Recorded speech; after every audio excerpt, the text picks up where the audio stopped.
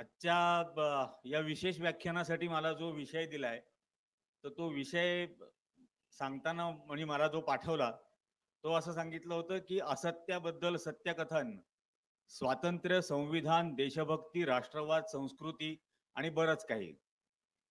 त्याच्यामुळे हे सर्व आणि बरंच काही असं आपल्याला आज हा संवाद साधता येणार आहे.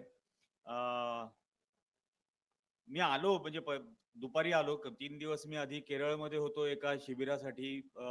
13 राज्यांमधल्या संघटनांचं होतं आणि तिथून या कार्यक्रमाला आलो. तर येताना गाडीत मी मी एकीकडे फेसबुक आणि हे पाहत होतो. त्यावेळेला सकाळचा जो काही प्रकार घडला अशोभनीय, तर त्या प्रकाराबद्दल मला समजलं आणि मी त्याच्यावरती बऱ्याच जणांनी फेसबुक वरती काही फोटो वगैरे टाकले होते. एक फोटो त्याच्यामधला असा होता की महात्मा फुले ते रवींद्र शोभणे.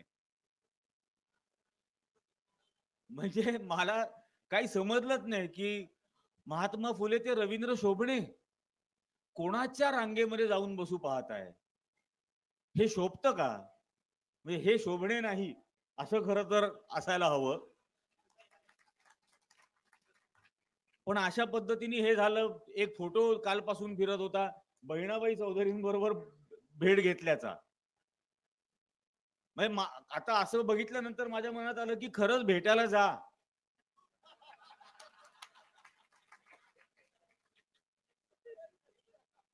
नाही का? काल्पनिक फोटो काढण्यापेक्षा प्रत्यक्ष जा, भेटा, काही प्रॉब्लेम नाही. आणि त्या विचारांकडे तर म्हणजे ते असं म्हणतात की आमच्याकडे 2 ग्रहांमध्ये उडणारे विमानं होती वगैरे. त्याच्यामुळे त्या उडणाऱ्या विमानांद्वारे एखादा फोटो इकडे पाठवून द्या, मग आम्ही तो छापू की बहिणाबाईंना भेटतानाचा प्रत्यक्ष फोटो. असं ज्या कुठल्या पत्रकारांनी ती कॅप्शन घेतली आणि दिली, त्याच्यावरून आपल्याला पत्रकारिता कुठल्या थराला आलेली आहे हेही समजतं. की ती कॅप्शन देणारा माणूस इतकं सुद्धा व्हेरीफाय करू शकत नाही की त्याला इतकंही ज्ञान नाही बहिणाबाई चौधरींबद्दल.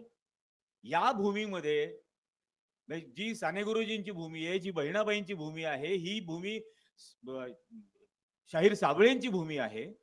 त्या शाहीर साबळेंच्या नावाचा उल्लेख करावा असा वाटत नाही. किती शरम वाटावी अशी गोष्ट आहे खरं. ज्यांनी ज्या काही या महाराष्ट्र, अखिल भारतीय, मराठी वगैरे हे जे बोललं जातं, ज्यांनी ही महाराष्ट्र भावना जागवली राज्यातल्या माणसामध्ये, त्याचं नाव घ्यावं असं वाटत नाही. इतकी इतकी लाजीरवाणी गोष्ट. सगळंच शोभत नाही असं चाललेलं आहे. सगळं अशोभनीय स्टार्ट टू एंड. कोणीतरी काहीतरी स्टेजवरून भाषण करतो, खालून अध्यक्ष चिठ्ठी पाठवतो की थांबा, बोलू नका. आणि हे आपल्या आणि तुमच्या आणि एकमेकाच्या अभिव्यक्ती स्वातंत्र्याच्या बाजूनी हे काय उभे राहणार? हे त्यांच्याच अध्यक्षतेखाली होणाऱ्या संमेलनातल्या मंचावरच्या माणसाला बोलू नको अशी चिठ्ठी पाठवतात. हे अभिव्यक्ती स्वातंत्र्याची रक्षा करणार आहेत आपलं.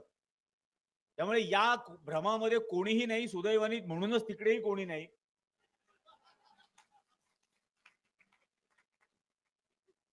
आणि हे खूप चांगलं आहे. इथं हा मगाशी जे सांगितलं की त्या चेहऱ्यावरचा तोंडावर लावलेली पट्टी काढून टाकली आणि हेच होणं गरजेचं आहे. आदमी मरने के बाद कुछ नहीं सोचता, आदमी मरने के बाद कुछ नहीं बोलता. कुछ नहीं सोचने पर या कुछ नहीं बोलने पर आदमी मरी जाता है. आणि आम्हाला प्रेतासारखं जगायचं नाही. आम्ही प्रेतासारखं जगणार नाही. आमच्या खांद्यावर जो अवयव दिला आहे तो आम्ही वापरतो, आम्ही विचार करतो, आम्ही तार्किक बुद्धीने विचार करतो. त्यामुळे यातल्या प्रत्येक गोष्टीबद्दल आम्ही प्रश्न उपस्थित करणार आणि त्याचा जाबही मागणार. हे समजायला हवं. पण ते काय आकलन सुद्धा इतकं अशोभनीय आहे की त्याच्यामुळे ते होऊच शकणार नाही. आज आता हा सगळा जो विषय आहे स्वातंत्र्य, म्हणजे मला जे सांगितलं असत्याबद्दल सत्यकथन, ते आपलं कर्तव्यच आहे. सत्य सांगायचं आणि सैतानांना शर्मिंदा करायचं हे आपल्यातल्या प्रत्येकाचं कर्तव्य आहे आणि आपण ते करायला पाहिजे, न घाबरता न बिचकता. आज हा स्वातंत्र्याचा विषय आहे. काय स्वातंत्र्य? हा देश स्वातंत्र्य झाला किंवा देश स्वातंत्र्य करत असताना स्वातंत्र्य आंदोलनामध्ये जे भाग घेत होते, जे बलिदान देत होते, जे त्याग करत होते, जे सर्वस्व पणाला लावत होते, त्यांना अभिप्रेत काय होतं? एक जमिनीचा भूखंड स्वतंत्र करणं. त्यांना हेच अभिप्रेत होतं की तुमच्या आणि माझ्यातला प्रत्येक माणूस, तो कुठल्याही जात, धर्म, पंथ, लिंग, भाषा, श्रीमंत, गरीब, टॅक्सपेयर, नॉन टॅक्सपेयर, कोणी का असेना, तो प्रत्येक स्वतंत्र झाला पाहिजे. प्रत्येक जण त्याच्या मनाने स्वतंत्र झाला पाहिजे. त्याला हर प्रकारचं स्वातंत्र्य मिळालं पाहिजे, जे मला माझ्या आणि आपल्याला आपल्या संविधानाने दिलं. त्या स्वातंत्र्यासाठी म्हणून हे सगळं चाललेलं होतं. स्वाभाविकपणे ज्यांना हे स्वातंत्र्य नाकारायचं होतं, ज्यांना तुम्हाला बोलू द्यायचं, विचार करण्याचं स्वातंत्र्य द्यायचं नव्हतं, शिक्षणाचं स्वातंत्र्य द्यायचं नव्हतं, त्यांना पोटदुखी होत होती. आणि त्या सर्वांनी त्या स्वातंत्र्य आंदोलनाला विरोध केला. गेल्या विद्रोही साहित्य संमेलनात वर्ध्यामध्ये मी एका स्वातंत्र्य वैऱ्याबद्दल बोललो होतो. हो, माफी म्हणजे दयेची याचना. 15 अर्ज, स्वतः 6, भावानी 3, बायकोनी 3, वहिनीनी 3, असे 15 दयेचे अर्ज. त्यामुळे त्या स्वातंत्र्यवीराबद्दल गेल्या वेळेला भरपूर बोललेलो आहे. अजून खरं खूप आहे बोलण्यासारखं, पण ते ओघांनी जेवढं येईल तेवढं मी बोलेनच या सगळ्या. पण हे जे स्वातंत्र्य आहे, हे अभिव्यक्तीचं स्वातंत्र्य आहे. काय मला वाटतं, मी काय विचार करतो, माझ्या मनात काय प्रश्न येतात, हे मी बोलले पाहिजेत की नाही. आणि आज जो काळ तुम्ही आमच्या अवतीभोवती निर्माण करून ठेवलेला आहे, त्यामध्ये तर हे विचारलेच गेले पाहिजे. ते एक बिंडोक कार्यक्रम झाला काही दिवसांपूर्वी. त्या 22 जानेवारीच्या आधी एक त्यांचा 8 दिवस बिंडोकपणा चाललेला होता. घरोघरी जाऊन अक्षता वाटत होते आणि आमच्या इकडे आले. मी म्हटलं काय आहे? तर त्यांनी ते छापलेलं होतं पत्रक मला दाखवलं. म्हटलं अक्षता म्हणजे काय?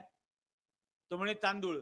म्हटलं येड्या, अक्षता म्हणजे तांदूळ, अक्षदा नाही. तुम्ही अक्षदा वाटताय तर ते काय वाटताय हे तर सांगा. आणि याचं काय करायचं म्हटलं. हे सगळं घेऊन काय करायचं, कशासाठी करायचं, मला नाही हे करायचं. तर म्हणे का बरं, तुम्ही मानत नाही का राम? म्हटलं नाही मानत. कशासाठी म्हटलं. तर म्हणे आणि म्हटलं या सगळ्याच गोष्टीवर माझा विश्वास नाही. तर मला म्हणे की का बरं नाही. म्हटलं असं आहे, लहानपणी आपण बिरबल अकबराच्या गोष्टी वाचायचो. ते कशासाठी वाचायचो? त्याच्यातून काहीतरी बोध घ्यावा म्हणून. म्हणून आपल्याला वाचायला द्यायचे ना इसाप नीतीच्या गोष्टी, बिरबल अकबराच्या गोष्टी. म्हटलं रामायणातून तू काय बोध घेतला हे मला सांग. आणि पुष्कळ 8-10 बिंडोक आलेले होते. तर म्हणे रामायणातून काय बोध. अरे म्हटलं बाबा, आपलं नाशिक जबाबदार आहे ना अख्खं रामायण घडायला. ते सीतेचं अपहरण नाशिकला झालं ना, भारतात अपहरणाचा पहिला गुन्हा इथं झाला.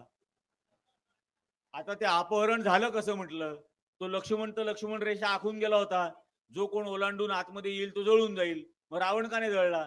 तर म्हणे नाही, सीताच ओलांडून बाहेर गेली. म्हणजे सीता कशाला ओलांडून बाहेर गेली? तिला तर वॉर्निंग दिली होती लक्ष्मणाने की तू नाही असं बाहेर जायचं. तर म्हणे नाही, ती भिक्षा द्यायला गेली. म्हटलं कोणाला? म्हणे रावणाला. अरे म्हटलं त्याची लंका सोन्याची होती, त्याला भिक्षा द्यायची काय गरज होती? म्हणे नाही, तो साधूच्या वेशात आला होता. तर म्हटलं मग रामायणाचा पहिला बोध हा की साधूच्या वेशात येणाऱ्यांपासून सावध राहा.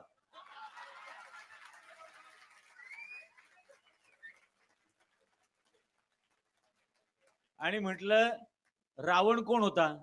तर म्हणे राक्षस. म्हटलं नाही ते नाही, ते तुझ्या चातुर्वर्ण्याप्रमाणे कोण होता? तर म्हणे दशग्रंथी ब्राह्मण. एकदम हळू आवाज खाली गेला त्याचा. म्हटलं मग दशग्रंथी ब्राह्मण साधूच्या वेशात येऊन तर घरातल्या आबरूवर पण हात टाकतो.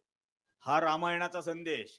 आणि आजही तेच साधूच्या वेशामध्ये येऊन फसवतायत. हे मी सांगतो म्हटलं आणि मी सांगत राहीन. आणि म्हणून रामाने रावण जाळाला सुरुवात केली अयोध्येला परत आल्यावर, की प्रजेच्या लक्षात राहावं कोणापासून सावध राहायचंय दरवर्षी. आणि म्हणून म्हटलं तो सगळा प्रकार सुरू झाला. तू म्हटलं मला सांगतो. मग म्हणे आम्ही हे भगवे झेंडे आणलेले, हे प्रत्येक घरामध्ये बिल्डिंग मध्ये वाटायचे, घराघरात ज्यांना लावायचे ते लावतील. म्हटलं अजिबात चालणार नाही, इथं आत यायचंच नाही हे घेऊन. तर म्हणे का बरं? भगवा झेंडा तर आपला आहे ना. म्हटलं आपला म्हणजे कोणाचा? म्हटलं माझा तिरंगा झेंडा आहे, तुझा कसं काय भगवा? तर म्हणे रामाचा झेंडा भगवा होता. म्हटलं मग रावणाचा? रामाचा भगवा होता, मग रावणाचा कुठला होता? त्याचाही भगवा होता. हा क्षत्रिय होता, तो ब्राह्मण होता, त्याचा भगवाच होता. पांडव आणि कौरव दोघांचा झेंडा कुठला होता? हिरवा थोडी होता म्हटलं कौरवांचा. भगवाच होता त्यांचा सुद्धा. ते दोन भगवे आपापसात लढून लाखो लोकांना मृत्युमुखी पाडतात. त्या भानगडीमुळेच तर तिरंगा हवा म्हटलं की नको हा. आणि हे हे समजायला हवं की नाही. मग हे बोलल्यानंतर फार राग यायला लागला. तुम्ही रामायण वाचत नाही, तुम्ही नीट पद्धतीने मांडत नाही, मुद्दाम असं बोलता. राम मर्यादा पुरुषोत्तम होता. है म्हटलं, राम मर्यादा पुरुषोत्तम. म्हटलं अरे, आपल्या नाशिकहून ते निघाले शोधाला, तर पहिले हनुमान भेटला. मग हनुमानाने सुग्रीवाशी ओळख करून दिली की हा माझा मित्र लय शूर आहे. मग सुग्रीवाकडे मदत मागितली. सुग्रीव म्हटला मी एका अटीवर मदत करेन. म्हणे काय? तर सुग्रीवाने सांगितलं माझं माझ्या भावाच्या बायकोवर प्रेम आहे, वहिनीवर, वालीच्या. आणि त्या वालीला जर तुम्ही मारलं तर मी तुम्हाला मदत करेन. पण वालीला वर मिळालाय की समोरासमोरच्या युद्धात त्याला कोणी हरवू शकत नाही. मग हे त्याला म्हणाले की तू लढ त्याच्याशी. आणि झाडा मागे लपून बाण मारून वालीचा खून केला. मग म्हटलं अनैतिक संबंधाला संरक्षण देणाऱ्या या माणसाला मर्यादा पुरुषोत्तम म्हणता का रे तुम्ही? कसले भानगडी करता म्हटलं. अरे काहीतरी. तो मस्तपैकी वाईन बिन प्यायचा, नॉनव्हेज खायचा, सगळं करायचा. काय बोलता म्हणे, काही सांगू नका. म्हटलं वाल्मिकी रामायण माझ्याकडे देऊ वाचायला. वाचायला सुरुवात केली ना म्हटलं, तर तू कल्पनाच करू शकणार नाही. तू विषय सोडून देशील हा कायमचा आयुष्यातून. एकदा वाच तरी म्हटलं कमीत कमी. किती काळ आयुष्यभर व्हॉट्सअपवर जगणार आहेस म्हटलं. कधीतरी तर स्वतःच वाचायला सुरुवात कर. आणि हे हे अशा पद्धतीने आपल्याला सांगणार. पण हे बोलण्याचं, विचारण्याचं, अशा पद्धतीने तार्किक दृष्ट्या तर्कशुद्ध पद्धतीने विचार करण्याचं मला माझा देशाचं संविधान स्वातंत्र्य देतं. आणि हेच स्वातंत्र्य तुम्हाला द्यायचं नव्हतं कोणालाही. कारण ती वैदिक पद्धती लादायची आहे, तो ब्राह्मण्यवाद लादायचा आहे. आणि म्हणून ही सगळी खटाटोप करायची. आणि म्हणून हे स्वातंत्र्याला विरोध. अनेक जण आहेत ना या स्वातंत्र्याला विरोध करणारे. काल काल एकाला भारतरत्न जाहीर केलं.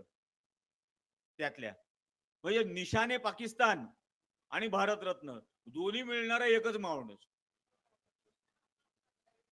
आहे की नाही. गंमत. कराचीहून म्हणजे सीए एनआरसी असतं तर अडवाणींना नागरिकत्वच मिळालं नसतं.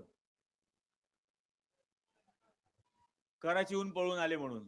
कारण ते ज्या धर्माचे आहेत तो धर्म सीए एनआरसी मध्ये दिलेला नाही. ते सिंधी धर्माचे आहेत, हिंदू नाही. अमित शहा जैन आहे, हिंदू नाही. बाकी किती का नाटक आणि ढोंग करेना. पण ही अवस्था आणून ठेवलेली आहे. ज्यांनी या देशामध्ये विद्वेषाची मुळं रुजवायला सुरुवात केली, ती सगळी रथयात्रेच्या नामाने. ज्यांनी या देशामध्ये हिंदू आणि मुसलमान एकमेकाच्या विरोधात उभे करण्याचा प्रयत्न केला, द्वेष निर्माण केला, जो द्वेषभक्तच आहे त्याला तुम्ही भारत रत्न म्हणून देता. म्हणजे भारताची गारगोटी सुद्धा त्याला देऊ नये खरं तर. इतका द्वेष त्या माणसाने निर्माण केलेला आहे या देशामध्ये. आणि त्याच्या नावाने तुम्ही हा पुरस्कार दे. म्हणजे कुठल्या थराला आणून ठेवला पुरस्कार. म्हणजे ज्या थराला ते पोस्टर आहे ना समोर लागलेलं, महात्मा फुले ते शोभणे, त्या पद्धतीचं झालं ना की कोणाला यापूर्वी भारतरत्न मिळालेली आहे आणि कुठे तुम्ही आणून ठेवताय ते. आणि याच्यावरून आम्हाला पुन्हा तुम्ही देशभक्ती सांगणार. तुमचे देशद्रोह सांगायला सुरुवात केली ना तर 24 तास पुरणार नाहीत. 24 तास पुरणार नाहीत. यातल्या एकेकाचे, प्रत्येकाचे. बलराज मधोक नावाच्या जनसंघाच्या संस्थापकांपैकी एक होते. आणि दीनदयाळ उपाध्यायांचा ज्या वेळेला खून झाला जनसंघाच्या संस्थापकांचा, त्या मुघल सराय स्टेशनला बिहार मधल्या, आता त्या मुघल सराय स्टेशनला यांनी दीनदयाळ उपाध्यायांचं नाव दिलंय. तर जनसंघाची सत्यशोधन समिती बनवली, फॅक्ट फाइंडिंग कमिटी. आणि त्याचं अध्यक्ष बनवलं बलराज मधोकांना. आणि मधोकांना सांगितलं की तुम्ही याचा शोध घ्या की यांचा खून कोणी केला, दीनदयाळ उपाध्यायांचा. आणि ते फिरले 4-6 महिने तिथं. अनेक हजारो लोकांना भेटले, अनेकांच्या साक्षी घेतल्या, जबान्या घेतल्या. आणि आल्यानंतर त्यांनी अहवाल दिला. आणि त्यांच्या अहवालात त्यांनी असं म्हटलं की दीनदयाळ उपाध्यायांचा खून बाळासाहेब देवरस, अटल बिहारी वाजपेयी आणि नाना देशमुख यांनी केला. ज्याचा खून झाला त्याचं नाव दिलं रेल्वे स्टेशनला आणि तिघांपैकी 2 खुन्यांना दिलं भारतरत्न, नाना देशमुख आणि अटल बिहारी वाजपेयी. आणि आता कालचं भारतरत्न ज्यांनी या देशामध्ये हजारो खून घडवले, त्याच्या सगळ्या त्या विषारी प्रचारामधून त्याला आता भारतरत्न दिलं. बलराज मधोकांचं पुस्तक आहे, दीनदयाल की हत्या से इंदिरा की हत्या तक, आणि इनको हत्याओं की लत लगी है, संघ को हत्या करने की लत लगी है, हे त्यांनी लिहिलेलं वाक्य आहे. आणि वाजपेयी जिवंत असताना, पंतप्रधान असताना त्यांनी पुस्तक रिलीज केलं. यांनी ताबडतोब मार्केटमधून ते गायब केलं. माझ्याकडे ते पुस्तक आहे. आज कुठेही बाजारात ते मिळणार नाही. पण हा इतिहास आहे. आणि म्हणून म्हटलं की एकेकाचा इतिहास सांगायला जर तुमची सुरुवात केली ना, तर दिवस पुरणार नाहीत. आणि हे अशा पद्धतीने सगळं करणार संविधान, पुढचा माझ्या याच्यातला विषय, यांचेच आयडियोलॉग ज्याला म्हटलं जातं, मगाशी मी म्हटलं वैरी, स्वातंत्र्य वैरी. त्या सावरकरांनी काय लिहिलं की या देशाने हजारो वर्षांपासून स्वीकारलेलं संविधान म्हणजे मनुस्मृती आहे. मनुस्मृती, मनुस्मृती इराणी नाही आहे, मनुस्मृती भारतीय आहे. म्हणजे इराणी पण आहे, पण संविधान ज्याला म्हटलं जातं ती मनुस्मृती, आणि त्याला ते या देशाचं संविधान असावं असं म्हणत होते. गोळवलकरांनी मनुस्मृती हेच संविधान असलं पाहिजे असं म्हटलं होतं. काळाच्या ओघानी ज्यांच्या हातामध्ये योगायोगानी देशाची सत्ता आलेली आहे, ते आपल्या हातात तिरंगा ध्वज देऊ पाहत आहेत, हे गोळवलकरांचं वाक्य आहे. 14 ऑगस्ट 1947 ऑर्गनायझरच्या अंकात लिहिलेलं, RSSच्या मुखपत्रात. योगायोगानी ज्यांच्या हातामध्ये देशाची सूत्र आली, वा, योगायोगानी. त्यांनी जो काही 100 वर्ष या देशामध्ये स्वातंत्र्यासाठी आंदोलन केलं, बलिदान दिलं, त्याग केला, घरदार उधळून लावलं, पेन्शन नाही घेतलं, त्यांच्या हातामध्ये सत्ता या देशाची आली ती योगायोगानी. आणि ते आपल्या हातात तिरंगा देऊ पाहतायत. आणि हा या देशातला हिंदू कधीही स्वीकारणार नाही, कारण 3 रंग एकत्र येणं अशुभ आहे, हे गोळवलकर सांगतात. 3 रंग एकत्र येणं अशुभ आहे. अबे दिवट्यांनो, तुमचा धर्मच 3 देवांनी स्थापन केलेला आहे, ब्रह्मा, विष्णू, महेश. आणि हे असं म्हणणार की 3 हा आकडाच अशुभ आहे, 3 रंग एकत्र येणं अशुभ आहे. पण हे सगळं करायचं होतं ज्या दिवशी 26 नोव्हेंबर, ज्या दिवशी या देशाला संविधान देऊ केलं, त्याच्या दुसऱ्या दिवशी ऑर्गनायझर मध्ये गोळवलकरांनी, त्यांना मी पप्पू गोळवलकर म्हणतो, हे संघवाल्यांना फार राग येतो पप्पू गोळवलकर म्हटल्यावर. मी म्हटलं बाबा तुम्ही काय म्हणता? म्हणे परमपूज्य. मग मी पुप्पू म्हणतो.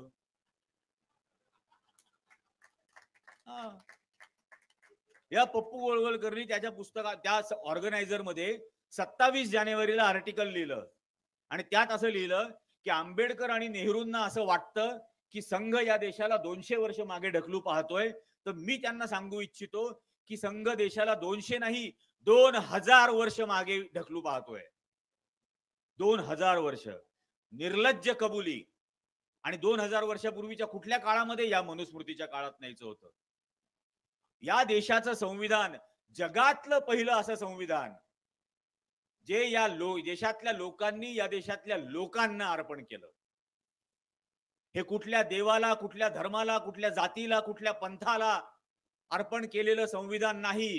हे संविधान या देशातल्या लोकांनी या देशातल्या लोकांना अर्पण केलंय.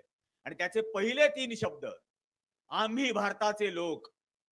काय एम्पॉवरमेंट आहे या 3 शब्दामध्ये. कारण तोपर्यंत तुम्ही काय होतात? तोपर्यंत तू होता, तू होता, मी होतो. आपण आपापल्या वेगवेगळ्या बेटांवरती होतो. आपण म्हणून आपल्याला काय होतं? त्यांनी या संविधानाने मला आम्ही बनवलं. या संविधानाने मला भारत हा देश दिला. तोपर्यंत भारत हा देश नव्हता. ती हजारो संस्थानांमध्ये झालेले तुकडे होते. आम्ही भारताचे, हे पहिले 2 शब्द ही भावना, हा देश माझा आहे, हा देश आमचा आहे, आम्ही या देशाचे आहोत, ही भावना पहिल्या 2 शब्दांनी दिली. आणि मग आम्ही भारताचे लोक. कोण लोक? आम्ही भारताचे हिंदू लोक, ख्रिश्चन लोक, मुस्लिम लोक, जैन लोक, सिख लोक, दलित लोक, कोण लोक? कोणी नाही. आम्ही भारताचे लोक. ही एक जिनसी भावना जी पहिल्या 3 शब्दांनी मला दिली, आणि ती एम्पॉवरमेंट जी मला दिली, की लोक म्हणत असताना हे जसे तसाच मी, तशाच हे, तसाच तो, एक्झॅक्टली आम्ही सर्व सारखे, कोणी वर नाही, कोणी खाली नाही, हे पहिल्या 3 शब्दांनी मला दिलं. जन्मोजन्मी ऋणी राहील मी या 3 शब्दांचा. आणि आपण सर्वांनी राहिलं पाहिजे. पण यांना हे नकोय, यांना हे नकोय. म्हणून आता हे त्याच्यामध्ये Hindu, tax pair, non, Kanhaiya Kumar शिकायला लागला तर आमच्या टॅक्स पेयरच्या पैशावर. अरे ते युक्रेन मधून विद्यार्थी परत आणले आणि त्यातल्या एकाने त्या काय ज्योतिरादित्य सिंधियाशी बोलायला नकार दिला, तर आमच्या टॅक्स पेयरच्या पैशातून हे तिकडे जाऊन शिकतात. अरे म्हटलं, अजूनपर्यंत हा देश, हा लोकांनी, लोकांसाठी, लोकांची चालवलेलं राज्य, अशी ती लोकशाही मधला आहे. अजून हा टॅक्स पेयर साठी चालवलेला देश असं नाहीये. हे समजून घ्या ना. आणि उरलेले लोक काय टॅक्स भरत नाहीत का? या देशामधल्या रस्त्यावरती बाजूला बसलेला भिकारी 5 रुपयाचं बिस्किटचं पुडकं विकत घेतो, त्यावरही तो टॅक्स देत असतो. तोही या देशाचा करदाता आहे. त्याचाही या देशाच्या संपत्तीवर एक्झॅक्टली तेवढाच हक्क आहे जेवढा अंबानीचा आहे किंवा अडाणीचा आहे. यांना काय आहे? राम राम राम राम करणार, त्याच्या पलीकडे काय आहे? मला तर असं वाटतं, त्या रामायणातला तो राम सेतू जर असता तर तोही यांनी अडाणीला विकला असता. लाव टोलन जाऊ दे श्रीलंकेला म्हटले असते. या स्थितीपर्यंत आपल्याला आणून ठेवणार.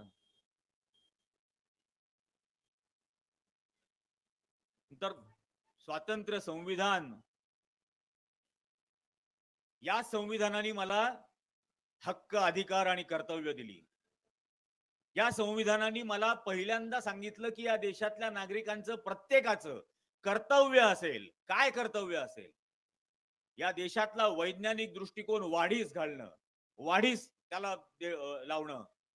या देशातला धार्मिक कम्युनल हार्मनी ही जोपासणं, ती संवर्धन करणं, हे माझं मूलभूत कर्तव्य आहे. आपलं दुर्दैव आहे या देशाचं की 2014 नंतर पहिल्यांदा ज्या वेळेला 2014 साली या देशातल्या वैज्ञानिकांची परिषद झाली, नॅशनल सायन्स काँग्रेस, त्या वैज्ञानिकांच्या परिषदेमध्ये या देशाचा पंतप्रधान बोलला, बिनडोकपणाने बोलला की गणपती ही प्लास्टिक सर्जरी आहे. मी बिनडोक का म्हणतो? कारण प्लास्टिक सर्जरी म्हणजे गणपती हा जर विज्ञानात असेल तर त्याला ऑर्गन ट्रान्सप्लांट तरी म्हटलं पाहिजे. वेगळं ऑर्गन लावलाय ना, प्लास्टिक सर्जरी काय केली आहे? पण त्या बसलेल्या वैज्ञानिकांपैकी एकानेही त्याला हे सांगितलं नाही. उलट राजात असं बोलतोय तर मग याच्यापेक्षा मूर्खपणा आम्ही करू शकतो, अशी त्यांच्यात चढाओढ लागली. मग ते 2 ग्रहांमध्ये उडणारी विमानं, गोमूत्रामध्ये सोनं, गाईच्या शेणामधून युरेनियम पास होणार नाही, सोलर पॅनलचा वापर वाढल्यामुळे सूर्य थंड व्हायला लागलाय. हो, कळसच गाठायला सुरुवात केली ना, कारण पाया रचला ना पंतप्रधानांनी. मग सुरू झाले सगळे. आता या वैज्ञानिक दृष्टिकोनाची किती गरज आहे या देशाला? कोरोना सारखी महामारी या देशामध्ये आलेली असताना पंतप्रधान येऊन काय सांगतो टीव्हीवर? थाळ्या वाजवा, टाळ्या वाजवा. आणि मग त्याचं काहीतरी बिंडोक समर्थन की रेझोनन्स होईल आणि रेझोनन्सनी ते विषाणू मरतील, असं आहे का? हे तुमचं विज्ञान? डार्विनचा उत्क्रांतीचा नियम नाकारायचा आणि मेडिकल सायन्सच्या विद्यार्थ्यांना आजच्या घडीला जे मेडिकलचा अभ्यास करतात एमबीबीएस कॉलेजेसमध्ये, होमिओपॅथिक कॉलेजेसमध्ये, त्यांना पुत्र कामिष्टी यज्ञावरती 15 मार्काचा प्रश्न आहे. डार्विनचा उत्क्रांतीचा नियम नाकारला म्हणजे माकडाचा माणूस झालं हा उत्क्रांतीचा नियम डार्विननी मांडलेला जगाने स्वीकारला. यांचं मात्र म्हणणं नाही देवानी आम्हाला जन्माला घातलं. देवानी या 140 कोटी लोकांना जन्माला घातलं. काय मला तर बघायचंय त्या देवाला.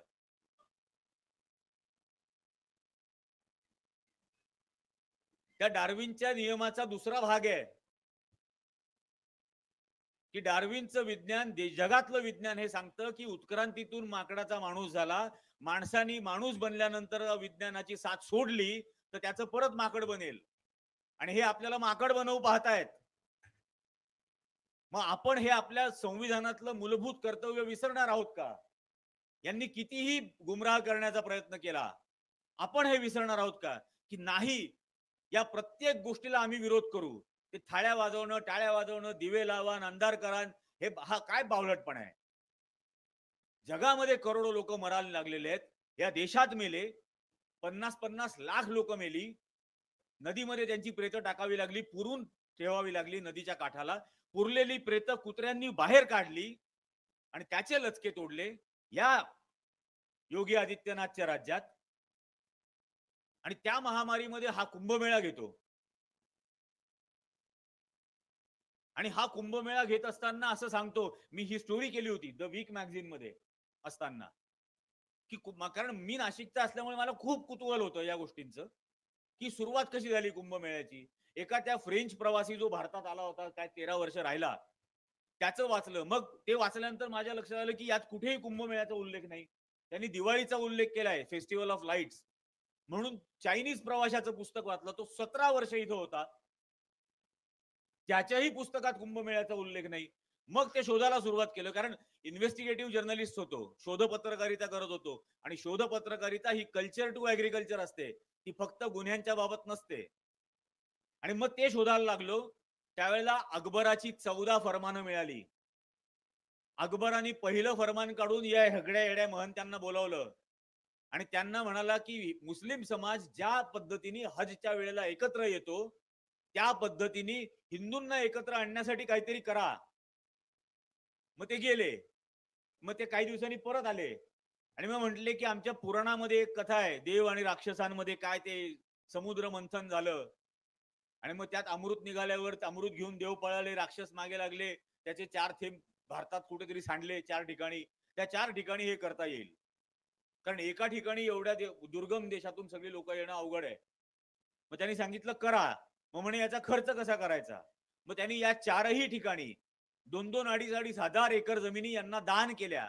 अकबराची दानपत्र आजही आहेत, त्र्यंबकेश्वर, नाशिक आणि इतर ठिकाणची, हरिद्वार, उज्जैन आणि अलाहाबादची. अकबराने दान केल्या की या जमिनींवरती 12 वर्षात जो महसूल जमा होईल त्या महसुलातून तिथला कुंभमेळा घ्या. आणि मग ते रेव्हेन्यू मॉडेल त्याचं तयार झालं. मग पहिला कुंभमेळा अलाहाबादला ठरवला, ज्याच्या उद्घाटनासाठी स्वतः अकबर गेला. पहिल्या दिवशी त्यांनी गंगेत स्नान केलं, म्हणून पहिल्या स्नानाला शाही स्नान म्हणतात, कारण बादशहानी स्नान केलं. पण हा इतिहास लपवायचा आणि फक्त द्वेष हिंदू मुसलमानांमध्ये कसा वाढेल याचाच फक्त प्रयत्न करायचा, तेच करायचं. आणि आज काय होतंय, त्या शाहरुख खानच्या मुलाच्या मैत्रिणीच्या बुटाला 6 ग्रॅम गांजा लागला म्हणून शाहरुख खानच्या मुलाला अटक केली, तुरुंगात ठेवलं. एकदा कुंभमेळ्याच्या वेळेला नाशकाला या आमच्या कसे ट्रक भरून भरून गांजा येतो, टनानी येतो, टनानी. हे मी दाखवून देईन. आणि मग हिम्मत असेल तर अटक करा त्या महंतांना. फक्त त्याला, त्या पोराला टार्गेट केलं. हेही लक्षात नाही घेतलं की तो किती सेक्युलर पद्धतीने विचार करणार आहे. मुलाचं नाव आर्यन ठेवतो, पण केवळ द्वेष, त्याच्या निमित्ताने राजकारण, आणि त्यासाठी हा सगळा प्रकार करायचा. आणि हे आता पुढे येईलच तो विषय. अशा पद्धतीने हा सगळा प्रकार करायचा. राष्ट्रवाद, मला आठवतं 2014ला लोकसभा निवडणुकींच्या आधी मोदींनी मुलाखत दिली होती. आणि असं सांगितलं होतं की I am proud to be a Hindu nationalist. आणि तिथंच प्रॉब्लेम आहे. कारण ज्या वेळेला तुम्ही हिंदू राष्ट्रवाद म्हणता त्या सेकंदाला तुम्ही मुस्लिम राष्ट्रवाद, सिख राष्ट्रवाद, ख्रिश्चन राष्ट्रवाद, जैन राष्ट्रवाद, दलित राष्ट्रवाद याला जन्म घालता. आपोआप त्या ऍस्पिरेशन्स तुम्ही जन्माला घालता आणि मग ते त्या पद्धतीने विचार करणार, तुम्ही या पद्धतीने बोलणार, तुम्ही एकमेकांना जे जे जिना आणि सावरकरांनी केलं ते यांना आज करायचंय. एकमेकाला पोसायचं, एकमेकांचा द्वेष वाढवायचा आणि एकमेकाला पोलराइज करायचं आणि त्या पोलरायझेशन वरती स्वतःचं राजकारण. आणि या पद्धतीने हे सांगणार हा राष्ट्रवाद. राष्ट्रप्रेम वेगळं, राष्ट्रवाद वेगळा. रवींद्रनाथ टागोरांपासून अल्बर्ट आईन्स्टाईन पर्यंत सर्वांनी नॅशनलिझम, राष्ट्रवाद या संकल्पनेचा विरोध केला. It is an excuse of a scoundrel. इतक्या हार्श त्याच्याबद्दल त्यांनी त्यांची मतं व्यक्त केली की अत्यंत नीच माणसाचा तो पळवाट आहे त्याची ती राष्ट्रवाद. ही नीच प्रवृत्तीची पळवाट म्हणजे राष्ट्रवाद. राष्ट्रावर प्रेम म्हणजे या देशातल्या प्रत्येक माणसावर प्रेम. प्रत्येक जात, धर्म, पंथ, लिंग, शिक्षित, अशिक्षित, गरीब, श्रीमंत, रंग काही का असेना, तो माझा आहे या एकमेव भावनेने त्यावरती केलेलं प्रेम म्हणजे राष्ट्रप्रेम. आणि राष्ट्रवाद म्हणजे मी सोडून इतर सर्वांचा द्वेष. मी आणि माझे हे सोडून इतर सर्वांचा द्वेष, तो राष्ट्रवाद. आणि हे मी केलेल्या व्याख्या नाही आहेत, या जगातल्या अनेक चिंतकांनी, तत्वज्ञानांनी केलेल्या या व्याख्या आहेत. पण आज त्याच्या आधारावरती लोकांना गुमराह करायचा. म्हणून हा राष्ट्रवाद, धर्म हे या अफूच्या नशा दिल्या जात आहेत. काय काय होत आहे आपल्याला सर्व माहिती आहे. आर्थिक अवस्था काय झालेली आहे सगळ्या देशाला माहिती आहे. आपण कुठल्या स्थितीमध्ये आहोत. 25 कोटी लोक काय मल्टी डायमेन्शनल पॉवर्टी, हे खरं सांगायला हवंय. मल्टी डायमेन्शनल पॉवर्टी मधून या देशातल्या 25 कोटी लोकांना वर काढलं. नीती आयोगाने अहवाल प्रसिद्ध केला. कशाच्या आधारावर? 401 पानांचा अहवाल आहे माझ्याकडे. तो 401 पानांचा. कशाच्या आधारावर? सरकारी योजनांचा डेटा. कुठलाही सर्वे नाही, काही नाही. आणि सरकारी योजनांच्या डेटाप्रमाणे यांनी निकष काय ठरवले की ज्याच्या घरामध्ये शौचालय आहे तो दारिद्र्य रेषेच्या वर आला. शौचालय तर फुकट मागितल्यानंतर मिळालं. ती योजना होती सरकारची. म्हणजे हगायला आहे पण खायला नाही. आणि तुम्ही दारिद्र्य रेषेच्या वर. गॅस सिलेंडर ज्याच्या घरामध्ये आहे तो दारिद्र्य रेषेच्या वर. शिजवायला आहे का? गॅस सिलेंडर रिफिल करायला पैसे आहेत का? 1000 रुपये, 1200 रुपये, त्याला पैसे नाहीत. पण तुम्ही तेवढं आहे ना तुमच्याकडे, तुम्ही दारिद्र्य रेषेच्या वर. आणि दुसऱ्या बाजूला 80 कोटी लोकांना आम्ही मोफत धान्य देतो. मग त्या 80 कोटी पैकी 25 कोटी जणांना वंचित ठेवायचंय म्हणून हा डेटा काढला का मुद्दाम? की आता 80 वरून फक्त 55 कोटी लोकांना धान्य देणार, 25 तर आले दारिद्र्य रेषेच्या वर. त्यांच्याकडे गॅस सिलेंडर आला. ज्या गावामध्ये 5 घरांमध्ये वीज कनेक्शन असेल, 5, ते अख्खं गाव दारिद्र्य रेषेच्या वर आलं. म्हणजे जोशाकडे आलं, कुलकर्ण्याकडे आलं वीज कनेक्शन, त्याच्या भावाकडे आलं, त्याच्या सासऱ्याकडे आलं, झाली 5 घरं. उरलेलं अख्खं गाव झालं आता श्रीमंत, दारिद्र्य रेषेच्या वर आलं. हे निकष. आणि याच्यावरती या देशाची आकडेवारी प्रसिद्ध करणार आणि हे त्यातून सांगणार. आणि हा राष्ट्रवाद, धादांत फसवणूक लोकांची करायची, याला राष्ट्रवाद म्हणायचं? याला राष्ट्रप्रेम म्हणायचं? जालियानवाला बागला कोणी जाऊन बघा. मी यापूर्वी 3दा गेलेलो आहे. आता नवीन जे त्यांनी बनवलं ते पाहिलंय. नवीन बनवलेलं बघताना रडू येतं आणि जुनं जे होतं ते बघतानाही रडू यायचं. फरक काय आहे की जुन्या जालियानवाला बागमध्ये जिथून त्या एकदम अशी नॅरो गल्ली आहे वाट आतमध्ये जाण्याची, ज्याच्यामध्ये चेंगरून शेकडो जण मेले.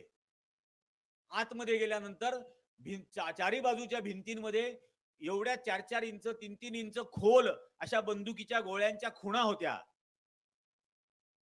तिथं ते विहीर होती, ज्या विहिरीमध्ये अनेक स्त्री पुरुषांनी लहान मुलांनी उड्या मारून जीव वाचवण्याचा प्रयत्न केला, पण मेले. आता काय आहे, ते बघून रडू यायचं. आता त्या गल्लीतून आतमध्ये जाताना दोन्ही बाजूला म्युरल लावली आहेत आणि त्या दोन्ही साईडच्या म्युरलवरती लहान लहान मुलं बायका हसतायत, खेळतायत, नाचतायत, बागडतायत. आतमध्ये गेल्यानंतर ती भिंत चारही बाजूनी प्लास्टर केलेली आहे. सगळ्या त्या गोळ्यांच्या खुणा बुजवल्या. ती जी विहीर, ज्या विहिरीमध्ये शेकडो आया बहिणींनी आपले जीव दिले, त्या विहिरीला बुजवलं गेलंय आणि तिथं कारंजा, संगीत कारंजा लावलाय आणि अख्खं जालियानवाला बाग हा संघर्षाचं प्रतीक नाही, हे अम्युजमेंट पार्क बनवलंय. आणि हा यांचा राष्ट्रवाद, हा राष्ट्रवाद. आणि हे तुम्हाला मला देशभक्ती सांगणार, देशप्रेम सांगणार आणि राष्ट्रवाद काय असतो हे सांगणार. एक छोटी गोष्ट पण म्हणजे सत्य आहे, त्याच्यावरती मी आता लिहितोय पुस्तक, पण ते मुद्दाम सांगतो की या देशाची पहिली मतदार यादी कशी झाली आणि काय तो इंडियन नॅशनलिझम काय होता, भारतीय राष्ट्रवाद काय होता, जो या देशाच्या निर्मिती करणाऱ्या नेत्यांना अभिप्रेत होता. 27 ऑक्टोबर 47 स्वातंत्र्य मिळाल्याच्या 12व्या दिवशी पंडित नेहरूंनी डॉक्टर राजेंद्र प्रसादांना पत्र लिहिलं आणि त्यांना सांगितलं की देशाची पहिली मतदार यादी तयार करायची आहे पहिल्या सार्वत्रिक निवडणुकांसाठी आणि त्याबद्दल माझी डॉक्टर आंबेडकरांबरोबर चर्चा झालेली आहे.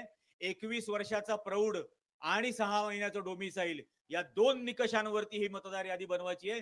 प्रशासनाची तयारी करा. विचार करा, स्वातंत्र्य मिळाल्याच्या 12व्या दिवशी 21 वर्षाचा प्रौढ, हे का समजून घ्यायचंय? कारण जगातला पहिला देश बनणार होता प्रौढ मतदानाला जाणारा. भारताचा निवडणुकांचा अनुभव 1935च्या गव्हर्नमेंट ऑफ इंडिया ऍक्ट प्रमाणे 37ला प्रांतिक निवडणुका झाल्या. त्याची मतदार यादी ही क्वालिफाईड फ्रँचाईज होती. जो पुरुष पदवीधर आहे किंवा इन्कम टॅक्स पेयर आहे किंवा प्रॉपर्टी ओनर आहे, ते पुरुष आणि त्यांच्याच बायका एवढेच मतदार असतील, हा त्याचा निकष होता. महिलांची आता इथं एवढ्या मोठ्या संख्येने इथं विद्रोही महिला जमल्या आहेत. या महिलांची मतदार यादीमधली ओळख, त्यांचं नाव नव्हतं. निरंजनची आई, निरंजनची पत्नी, निरंजनची मुलगी अशी त्यांची ओळख होती लिहिलेली. आणि निरंजन जिवंत आहे तोपर्यंतच त्यांना मतदानाचा अधिकार, तो मेल्यावरती तो अधिकार नसणार. अशी ती मतदार यादी भारत, पाकिस्तान, बांगलादेश, ब्रिटिश इंडियाची बनलेली, अख्ख्या 3 देशांची बनलेली मतदार यादी 2,80,00,000 आणि हा माणूस सांगत होता की डॉक्टर आंबेडकरांबरोबर चर्चा झाली 21 वर्षाचा प्रौढ या एकमेव निकषावर आणि 6 महिन्याचं डोमिसाईल.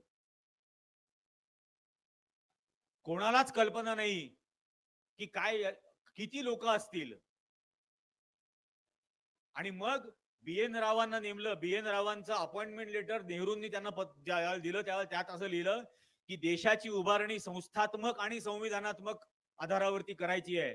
पण संस्था अस्तित्वात नसल्यामुळे आणि संविधान अजूनपर्यंत अस्तित्वात न आल्यामुळे तुमची नेमणूक तात्पुरती ही सेक्रेटरी इलेक्शन्स म्हणून करतोय. आणि रावांनी त्याच्यावरती काम सुरू केलं. देशभर पत्र पाठवली प्रशासनाला की या 2 निकषांवरती करायचं आहे. संभाव्य अडचणी काय येतील हे आधी कळवा. मग त्यांची बैठक झाली. कोर ग्रुप होता. डॉक्टर बाबासाहेब आंबेडकर, पंडित नेहरू, राजेंद्र प्रसाद आणि बी.एन. राव.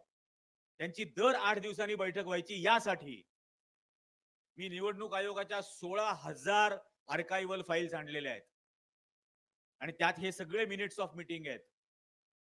आणि बी.एन. रावांना डॉक्टर आंबेडकरांनी हे सांगितलं की सर्व प्रशासनाला पत्र पाठवा देशभर, कालपर्यंत अडथळे आणणारी नोकरशाही ही आज अचानक कोऑपरेटिव्ह झाली अशा भ्रमात राहू नका. आजच सांगा की संभाव्य अडचणी काय येतील हे आधीच सांगा आम्हाला. प्रीएम्प्टिव्ह हा शब्द त्यांनी वापरला. दिस इज प्रीएम्प्टिव्ह अटेम्प्ट.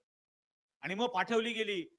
मुंबईच्या रिफॉर्म कमिशनरनी सर्वात पहिलं पत्र पाठवलं की 21 वर्षाचं वय कसं निश्चित करायचं. कारण 9% साक्षरता, साक्षरांकडेही जन्माचा दाखला नाही, कारण जन्म घरात होत होते. निरक्षरांकडे जन्माच्या दाखल्याचा विषयच नाही. वय कसं ठरवायचं, ट्रान्सजेंडर्सचं काय करायचं, विचार 47 सालची गोष्ट आहे. ट्रान्सजेंडरच्या मतदानाचं काय करायचं, त्याला उत्तर पाठवलं की आपला क्रायटेरिया हा जेंडर स्पेसिफिक नाही. Of course transgenders are voters of India. हे या देशाचं नेतृत्व होतं. हा या देशातला भारतीय राष्ट्रवाद होता. 21 वर्षाचं वय कसं निश्चित करायचं याला सांगितलं की गावागावात वस्त्या वस्त्यांमध्ये दवंड्यांवरती on the beats of drum असा शब्द आहे, अनाउन्समेंट करा आणि लोकांना सांगा की अशी मतदार यादी बनवायची आहे. तुमचं वय कसं ठरवायचं याचं सूचना तुम्ही आम्हाला करा. आणि राजेंद्र प्रसादांनी विचारलं की हे करता येईल का, त्यावर त्याला नेहरू म्हणाले की हो, हे करावं लागेल, कारण देशातल्या बहुसंख्य लोकांनी हा शब्द लोकशाही नावाचा फक्त ऐकलाय, तो कसा असतो हे माहित नाहीये. ज्या वेळेला आपल्या प्रशासनाचा माणूस त्या गोरगरीब दरिद्री निरक्षर मागास माणसाच्या झोपडीच्या दारात जाईल आणि त्याला म्हणेल की तुझं वय कसं ठरवायचं हे तू आम्हाला सांग, तेव्हा democracy will find its roots. लोकशाही आपली मुळं शोधेल आणि लोकशाही बद्दलच्या आकांक्षा जन्माला येतील त्यांच्या मनात की अशी असते लोकशाही ज्यात मी सरकारला सांगतो माझ्या की असं करा आणि त्याप्रमाणे सरकार करणार. आणि त्यांनी लिहिलं त्याच्यामध्ये, त्या मिनिट्स मध्ये लिहिलेलं आहे की त्यांनी असं म्हटलं की त्या गोरगरीब दरिद्री निरक्षर मागास माणसाच्या झोपड्यामध्ये जन्माला आलेली लोकशाहीच तीच लोक या देशातली लोकशाही जिवंत ठेवतील आणि ती जबाबदारी आहे आपल्यावर. तो भारतीय राष्ट्रवाद आहे. आणि असं असं खूप चाललं, घरांचे नंबर कसे द्यायचे, घरांचे नंबर कसे द्यायचे असा प्रश्न विचारला गेला की ब्लॉक तयार करायचा, त्या ब्लॉक मध्ये घरांचे नंबर पूर्वेकडून पश्चिमेला द्यायचे का उत्तरेकडून दक्षिणेला. डॉक्टर बाबासाहेब आंबेडकरांनी त्याला उत्तर पाठवलं की north east to south west आणि south east to north west अशा दिशांनी घरांचे नंबर द्या. काय आग्नेय, नैऋत्य, वायव्य, ईशान्य. तर त्याच्यावरती पुन्हा प्रश्न विचारला रावांनी की असं का करायचं.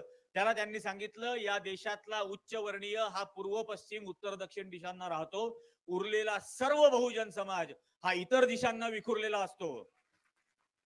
आणि पूर्वग्रह दूषित अधिकारी असेल तो तो त्यांना मतदार यादीतून वगळेल. असं होऊ नये, ती यादी सर्वसमावेशकच व्हावी म्हणून घरांचे नंबर या दिशांनी द्या. ही सगळी धडपड या नेतृत्वाची देशाच्या, या देशातल्या सर्वसामान्य गोरगरीब दरिद्री निरक्षर मागास माणसाला त्याचं सरकार निवडण्याचा अधिकार देण्याची होती. हा भारतीय राष्ट्रवाद होता. आज बोलतात बावटासारखे 70 वर्षात काय केलं. 5000 वर्षात या देशात जे झालं नाही ते पहिल्या 2 वर्षात झालं. या देशातला सर्वात मागास माणूस त्याचं सरकार निवडू शकला. त्याच्या मागण्या, त्याच्या आशा, त्याच्या आकांक्षा, त्याच्या अपेक्षा, त्याचे प्रश्न हे तो मांडू शकला. हे पहिल्या 2 वर्षात केलेलं काम होतं. आणि ही मतदार यादी तयार झाली ताई. तयार झाल्यानंतर या देशातली लोक पहिल्यांदा या देशाचे मतदार बनले, मग नागरिक. कारण आधी मतदार यादी बनली, मग संविधान अस्तित्वात आलं. आणि रावांनी पत्र पाठवलं.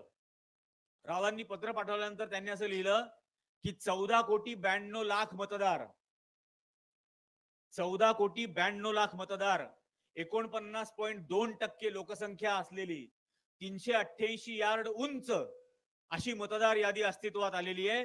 आणि I cannot believe that this is a reality. माझा विश्वासच बसत नाहीये की हे वास्तवात आलं. आणि त्याला एका ओळीचं उत्तर पाठवलं की हे अस्तित्वात आलंय कारण याची कोणीतरी कल्पना केली होती. This is a reality because somebody imagined it.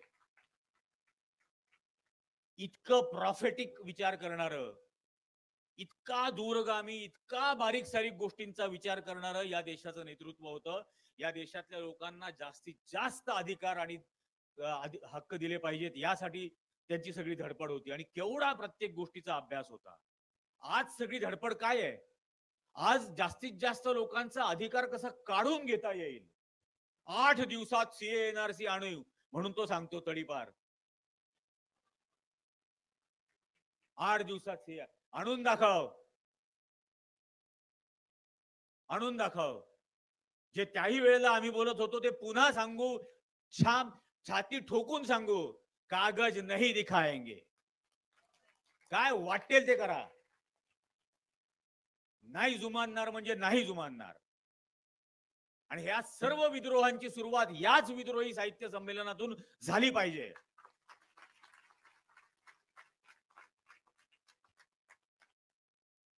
कुठल्या कुठल्या पद्धतीने हा बहकवण्याचा प्रयत्न होतो. संस्कृती आता खूप अवडंबर सुरू झालं. संस्कृती संस्कृती, माझी संस्कृती ती आहे.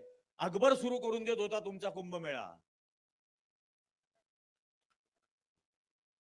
या धर्माला नाव हिंदू हे मोहम्मद गझनीने दिलं. तुम्हाला नावच नव्हतं, ओळखच नव्हती. ती ओळख त्यांनी दिली. सिंधू नदीच्या खोऱ्यामध्ये राहणारे की त्यांनी दिली.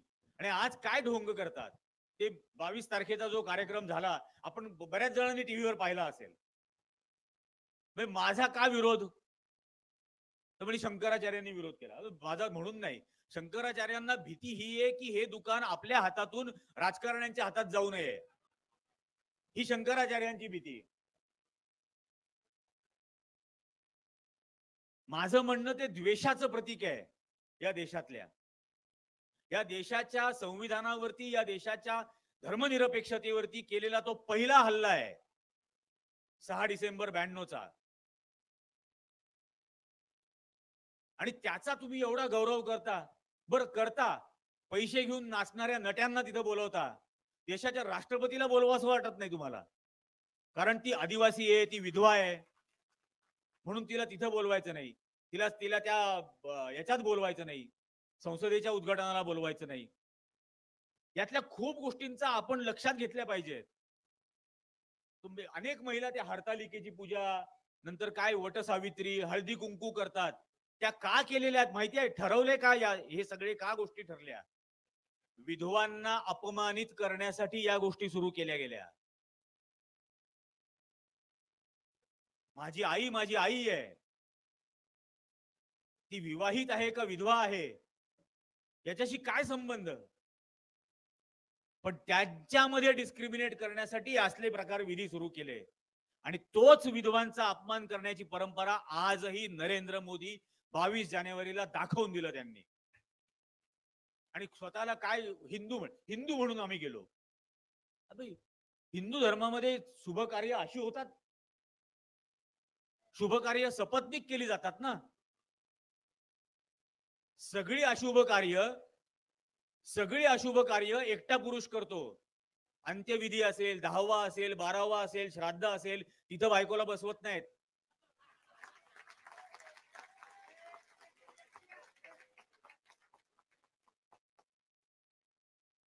ही खरी गोष्ट आहे ना.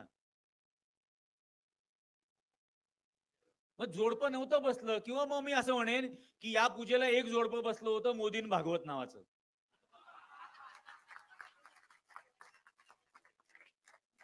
आमच्या नाशिकला आलो होतं काळाराम मंदिरात. 3 तास आले, 4 वेळेला कपडे बदलले. तुम्ही त्या दिवशी ते व्हिडिओ काढून पहा, फोटो काढून पहा. 3 दिवसात 4 वेळा कपडे बदलले. मग कधी असेल, खरं असेल समजा, तर हजारो वर्षापूर्वी रावण आला होता आणि आता हे आले होते. आणि मग त्या जोडप्याने तिथं बसून पूजा केली. मग आई तर आम्हाला सांगा की जे बसलं ते जोडपं होतं, किंवा म्हणजे झालं ते अशुभ कार्य होतं. यातलं काहीतरी खरं आहे ना. बरं, तुमच्याच धर्माच्या आधारावर प्रश्न विचारतोय. आणि प्रश्न विचारण्याचं स्वातंत्र्य, जसं मी आधी म्हटलं, ते मला माझ्या संविधानाने दिलं. ते मला कोणी असत, आणि ते आपल्या प्रत्येकाला दिलंय. ते मोदी आपल्याला अभिव्यक्ती स्वातंत्र्य देणार, किंवा शहा देणार, किंवा फडणवीस देणार असले भानगडत नाहीये. ते आपल्याला संविधानाने दिलंय. आपण फक्त ते वापरायचं आहे, आपण ऍसर्ट करायचं आहे.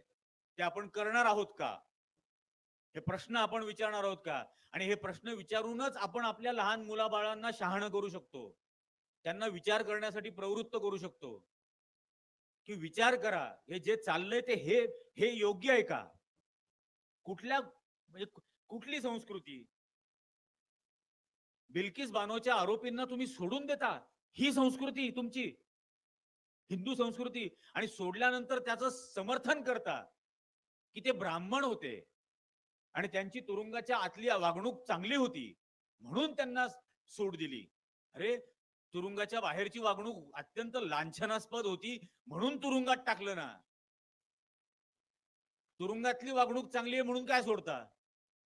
बाहेर कसे वागतात हे पाहिलं ना. आणि म्हणून त्यांना तुरुंगात टाकलं. तुम्ही त्यांना खुशाल सूट द्यायला निघाले या शिक्षेमधून. आणि पुन्हा पत्रकारांचा विषय, बातम्या कशा आल्या सुप्रीम कोर्टाने ते फेटाळल्यानंतर? सुप्रीम कोर्ट त्यांना 15 दिवसाची मुदत देतं. ताबडतोब मुसक्या बांधून फरफटत आणायला पाहिजे होतं. 15 दिवसाची मुदत त्यांना देतं आणि सगळे चॅनलवाले बातम्या अशा करतात, गुजरात सरकारचा निर्णय सुप्रीम कोर्टाने फिरवला. गुजरात सरकारचा नाही, अमित शहांच्या होम मिनिस्ट्रीनी मंजूर केलेला निर्णय फिरवला गेला सुप्रीम कोर्टाकडून. पण हे लपवलं जातं, जाणीवपूर्वक दाबलं जातं. तो देशाच्या गृहमंत्र्यांनी मान्य केलेला निर्णय होता, पण ते टाळायचं, ते नाकारायचं वेगवेगळ्या प्रकारे. आता काय ते न्याय संहिता, नवीन न्याय संहिता काय, आता पूर्वीचं आपलं Indian Pinal code, criminal procedure code किंवा केस लॉ हे सगळं गेलं. आता नवीन न्याय संहिता. सरकारच्या आर्थिक धोरणावर टीका केली तर आतंकवादाचा गुन्हा दाखल केला जाईल. आर्थिक धोरणावर टीका केली तर, की आर्थिक प्रगतीला खीळ बसवण्याचं काम केलं जातंय असं समजलं जाईल. मग डिमॉनिटायझेशनचा जो गुन्हेगार आहे त्याला टाका की तुरुंगात आतंकवादी म्हणून. नोटबंदी हा अतिरेकी हल्ला होता ना या देशाच्या अर्थव्यवस्थेवरचा, थेट केलेला होता. आर्थिक धोरणांवर टीका केली तर तुरुंगात टाकू, ही कुठली पद्धत आहे? ब्रॉडकास्ट ऍक्टच्या अंतर्गत आता टेलिव्हिजन चॅनल पासून, वर्तमानपत्रांपासून, युट्यूब पासून, फेसबुक, ट्विटर सगळं केंद्र सरकारच्या अखत्यारीत घेणार. अनेक जण म्हणतात की आता काय करायचं, हे पण स्वातंत्र्य जाणार, ते पण जाणार.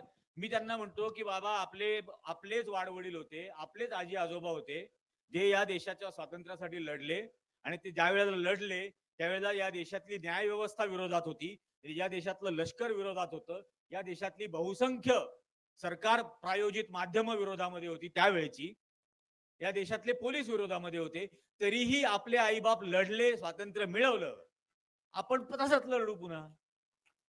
काय करतील? तुरुंगात टाकतील. टाका तुरुंगात. मला खूप जण म्हणायला लागले होते हल्ली की तुला तुरुंगात टाकतील. म्हटलं बेस्ट काम होईल ना. मी विद्रोहीत येतो तेव्हाच फक्त 2-3 हजार लोकांची बोलता येतं. अदरवाईज माझं 50 जण, 500 जण, फार तर 600 जण इतकंच चालतं. तुरुंगात टाकल्यानंतर सकाळी 1-3 हजारची सभा, संध्याकाळी 1-3 हजारची सभा. काय प्रॉब्लेम आहे? आणि आपण आपलं अख्खं आयुष्यभर अत्यंत कष्ट करून जगलेलो आहे आपण सर्वच.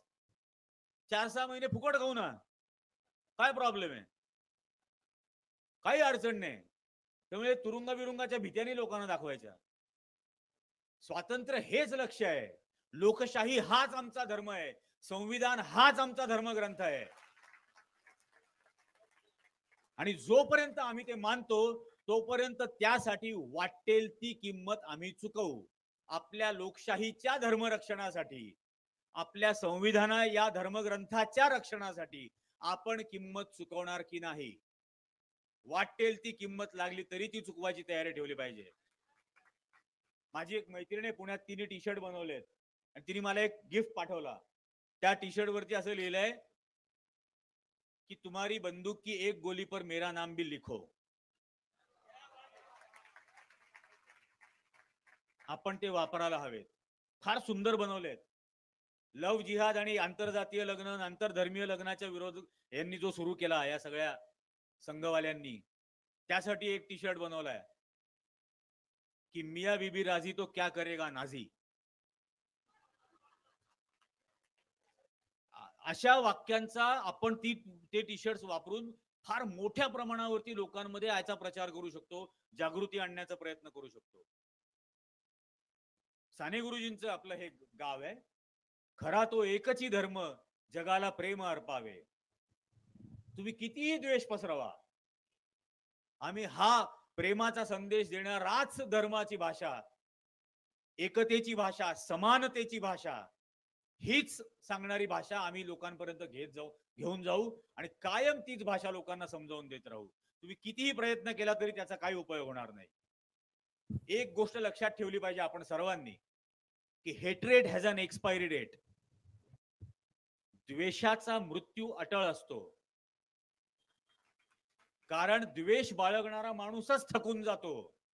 आणि जो मनुष्य 24 तास घराबाहेर लोकांचा द्वेष करत फिरतो, तो घरात आल्यानंतर एकही प्रेमाचं वाक्य बोलू शकत नाही, त्याच्या स्वतःच्या लोकांशी सुद्धा.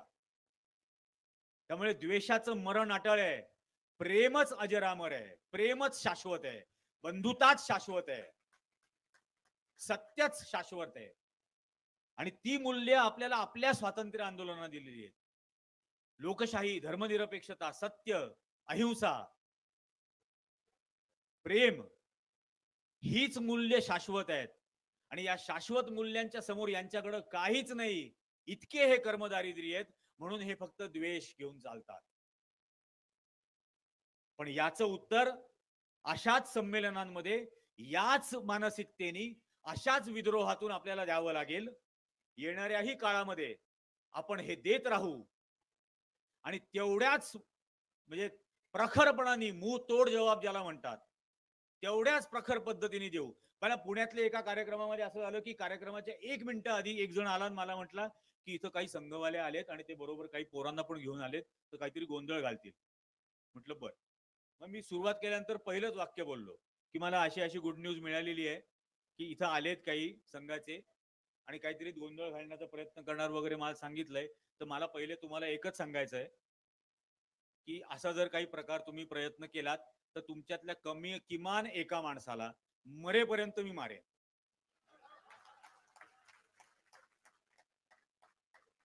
किमान एकाला.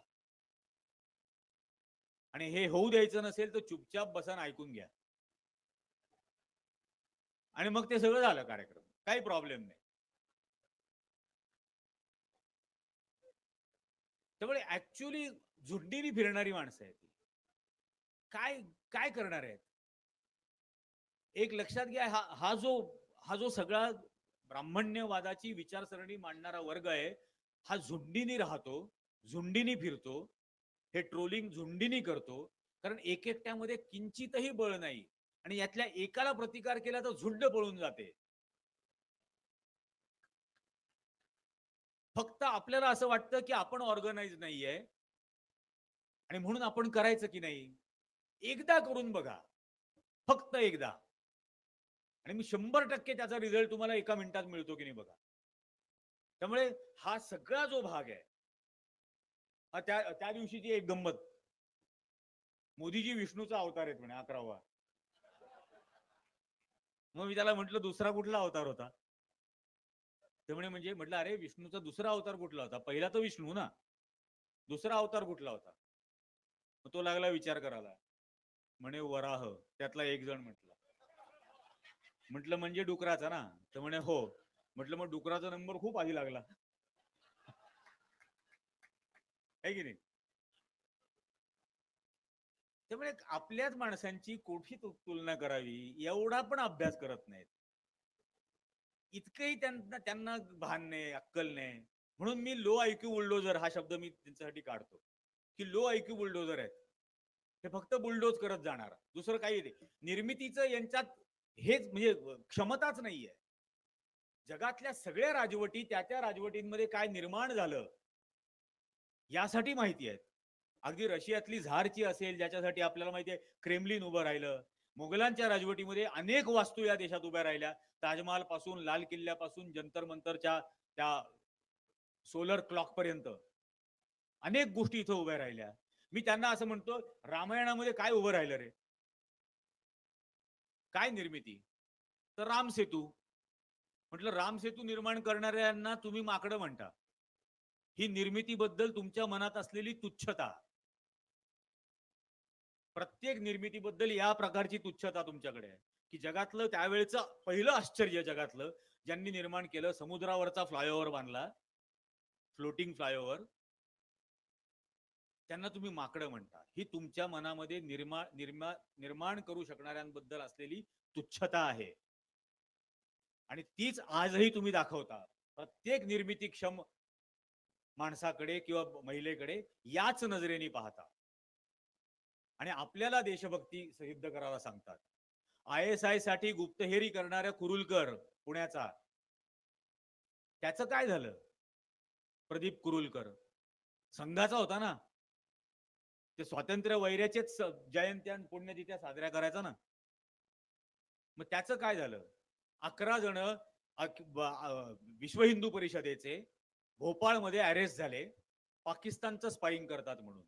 का रे बाबा, भारतामध्ये गेल्या 9 वर्षात जेवढे स्पाय म्हणून अटक केले पाकिस्तानचे, सगळे हे तुमच्या संघटनांशी संबंधित कसे?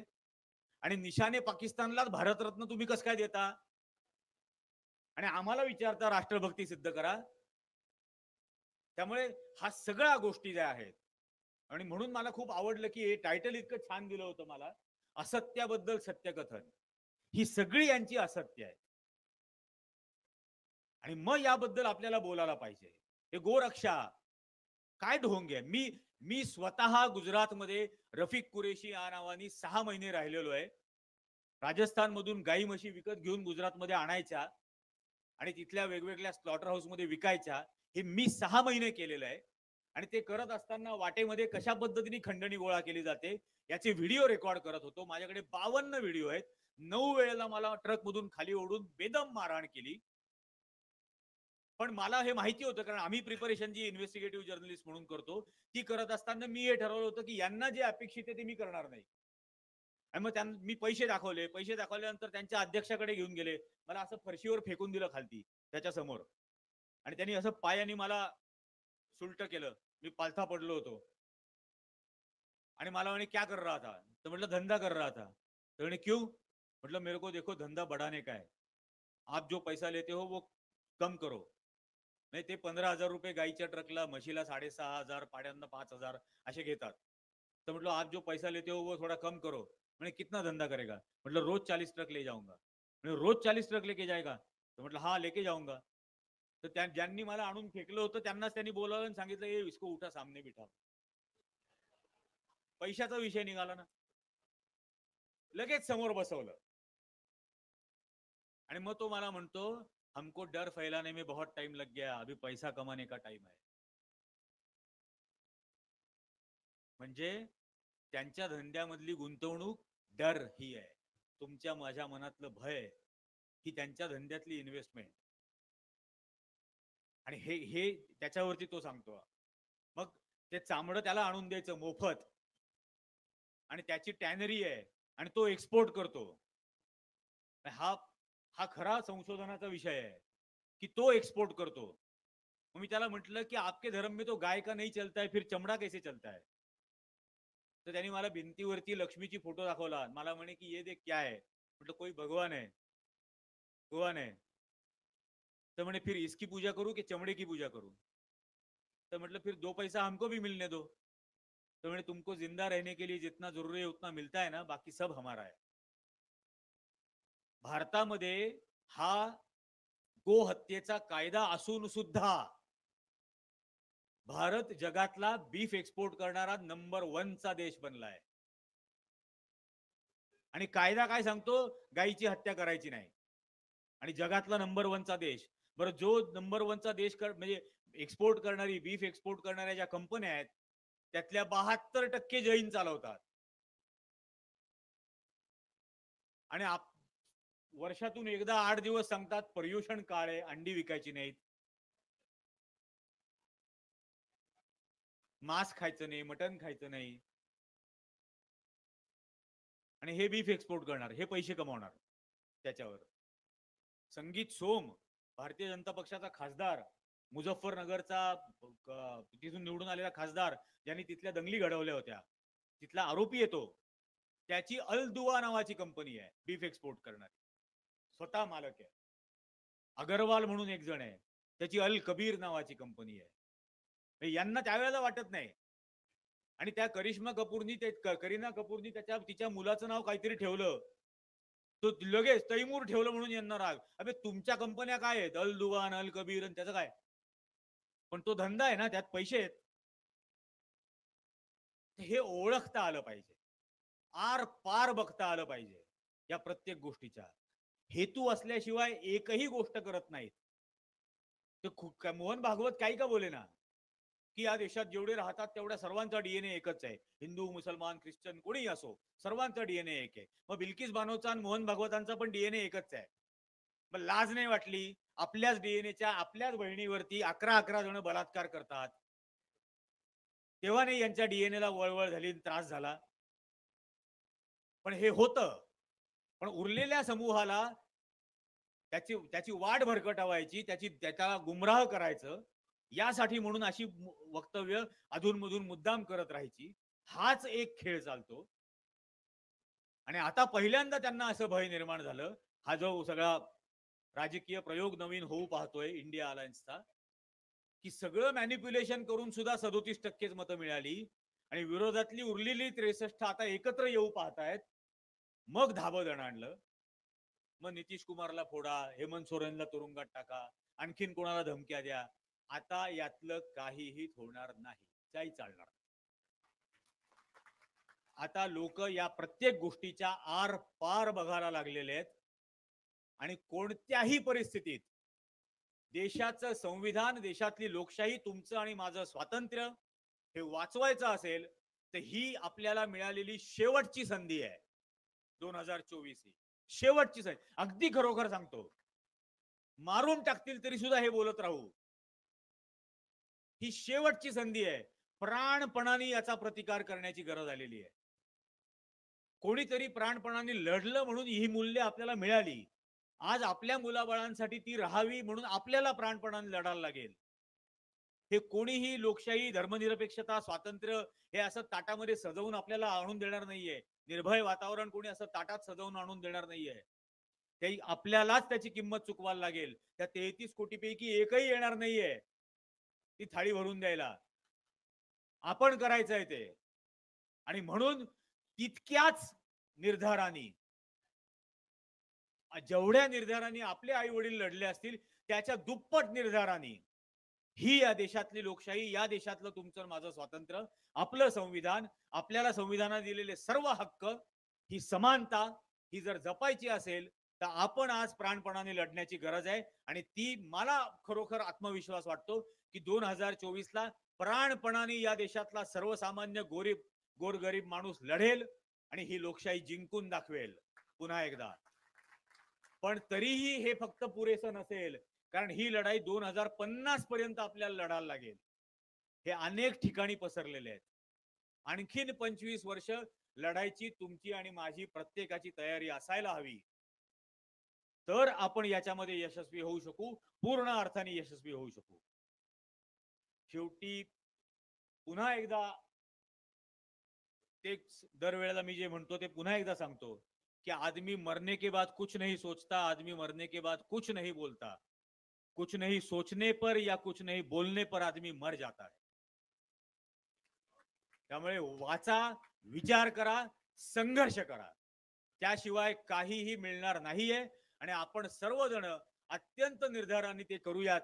एक मनाने, एक जिन्सी पद्धतीने. आपल्या प्रत्येकाची प्रेरणा एकच असायला हवी. या देशाची लोकशाही टिकवायची आहे, संविधान टिकवायचं आहे, संविधानाने आपल्याला दिलेले सर्व हक्क आणि अधिकार टिकवायचे आहेत. यासाठी एक प्रेरणा, एकमेव प्रेरणा अख्ख्या देशभरामध्ये आपण जर घेऊन जाऊ शकलो तर 101% किती का मशीन मॅनिप्युलेशन करेना तरीही पराभव होईल. आणि ते आपण करून दाखवू. या मनुवादी विचारसरणीचा आजच्या निमित्ताने मला बोलावलं पुन्हा एकदा यावर्षी, त्याबद्दल ताई तुमचे खूप मनापासून अतिशय मनपूर्वक आभार. इतक्या वेळ आपण सर्वांनी ऐकून घेतलं याबद्दल आपल्या सर्वांचे मनपूर्वक आभार. जय हिंद, जय भीम, जय महाराष्ट्र.